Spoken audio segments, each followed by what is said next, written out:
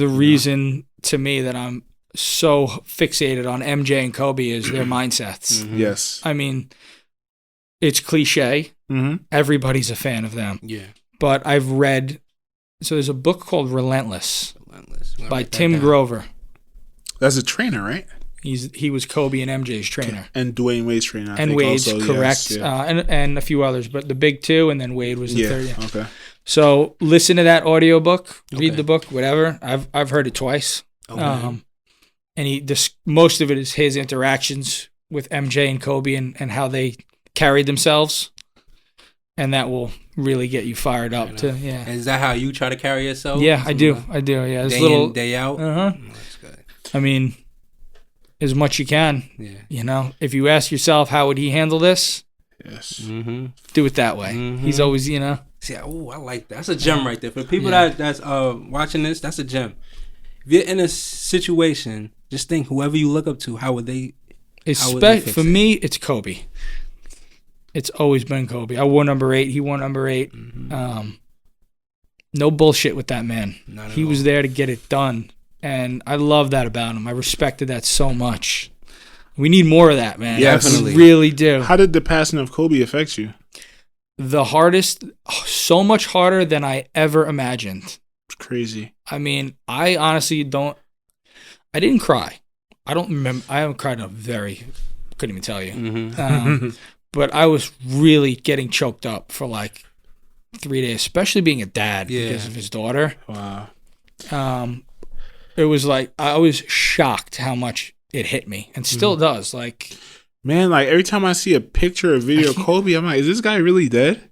Like, I'm sure he's just in a cave hiding somewhere. It's like he's immortal. It was a weird one, man. It's because it hit me so hard. Yeah. Haven't really, you know. I'm not a very emotional guy, and that one was just like. I heard a lot of people saying that they were like really crying and stuff like that. Because of how harsh the death was. Too. Yeah, for me it was a double whammy. I think I've told this story here before. My cat died the same day. Oh no! That Kobe died, and we were having like this funeral service. Right. We were having this funeral service for my cat. I was at my ex-girlfriend's mom's house, and I wake up, and my girl was like, "Hey, Kobe Bryant just died."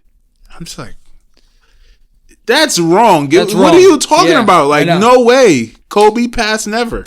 Right? I mean, I was like in a funk. Yeah. Like down. No, for a week. it definitely shook the mood. I'm going to show you this video. Have you ever seen the commercial where Kobe like blew up a helicopter? No. Man, this is so creepy. This was shot this is a really old commercial.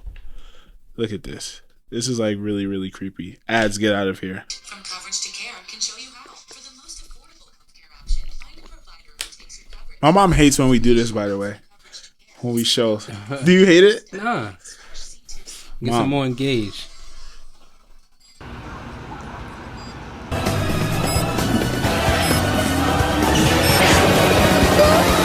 Listen to what he says after.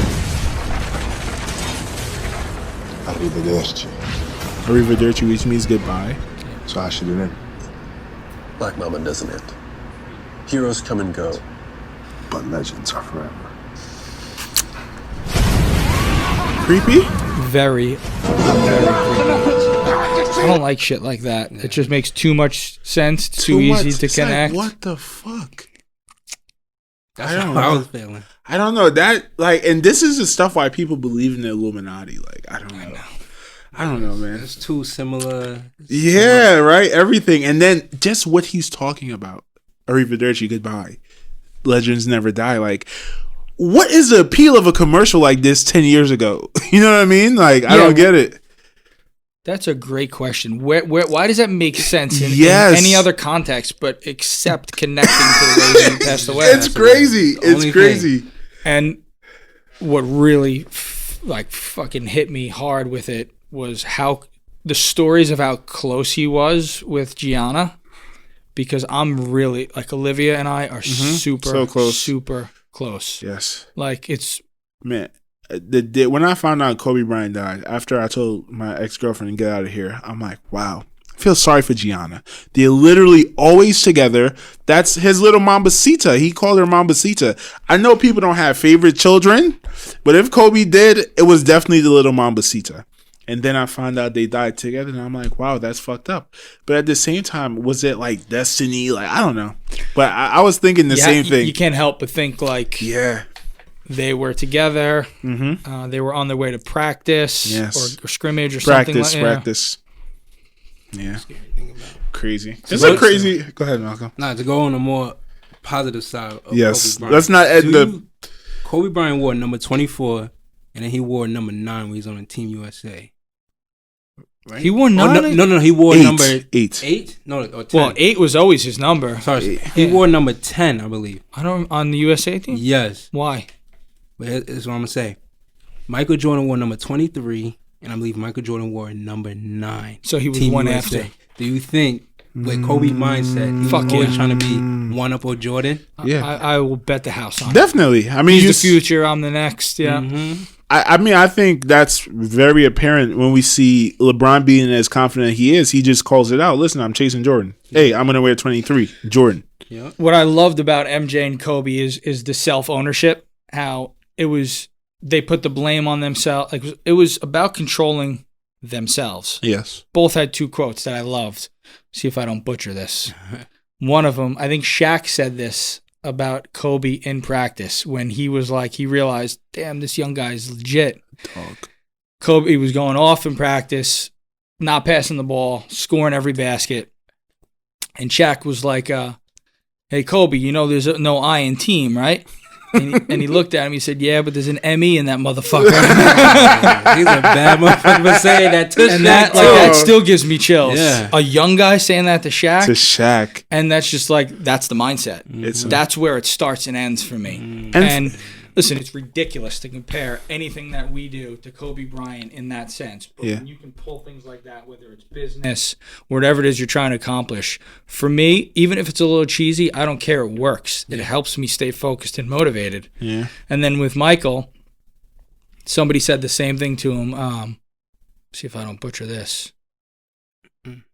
I'm gonna butcher it. I don't remember. Hey. Something about win. Yeah. He's like an I in win or something like that. The I in win. Why can't I think of this right now? I thought Kobe said that, but yeah, I think you got it right. Yeah. But what was I gonna say?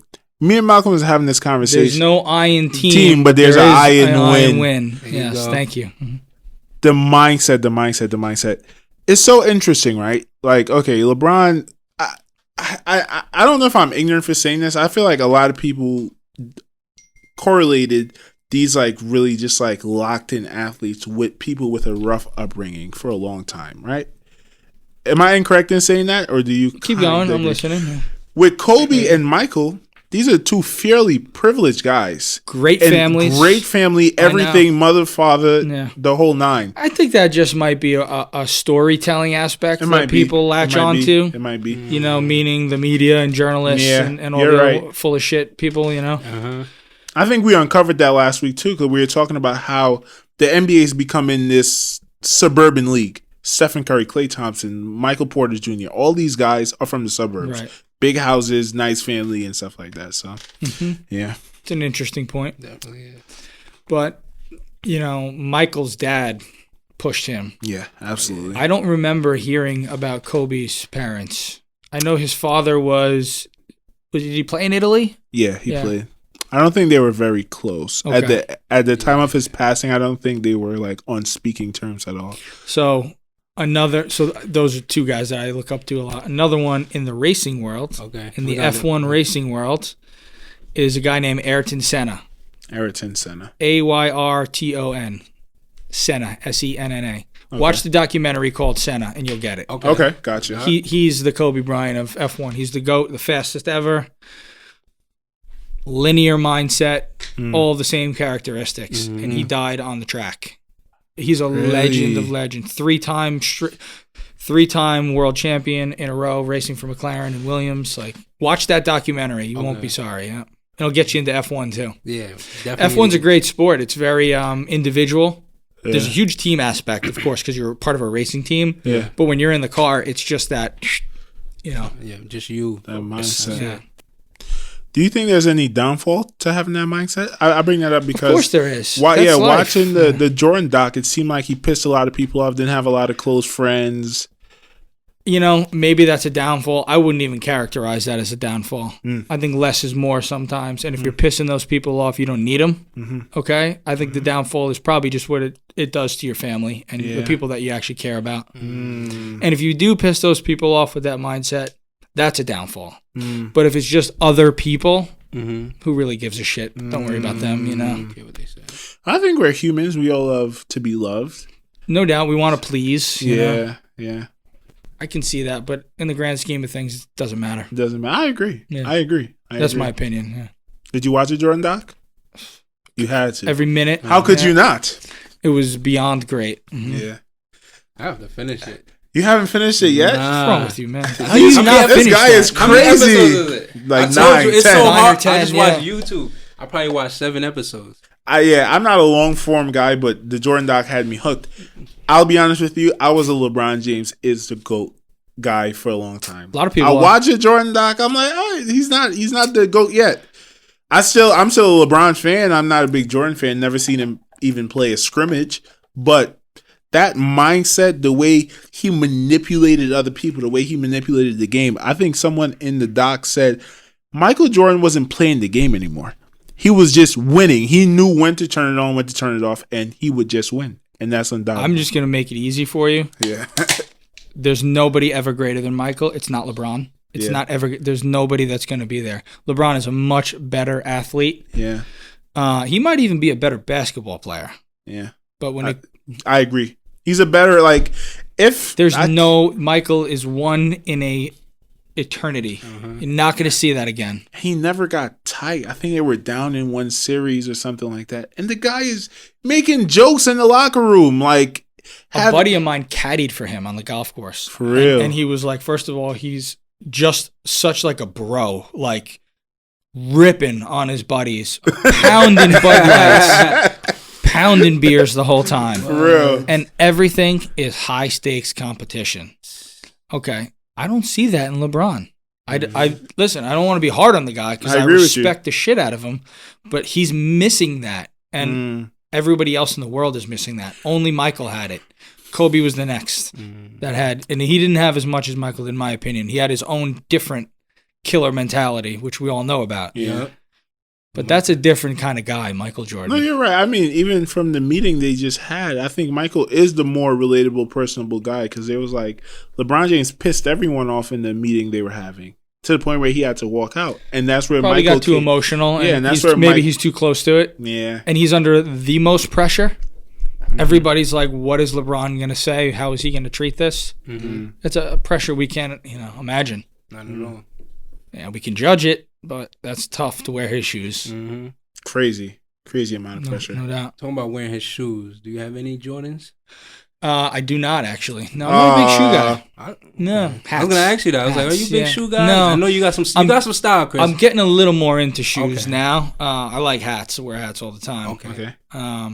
I have 3 Jordan jerseys. That's my Jordan connection. There you go. I got the red, the white, and the black, and those are my rotation of. Anytime there's a tank top, it's gonna be one of Jordan's jerseys. Yeah, you got to represent.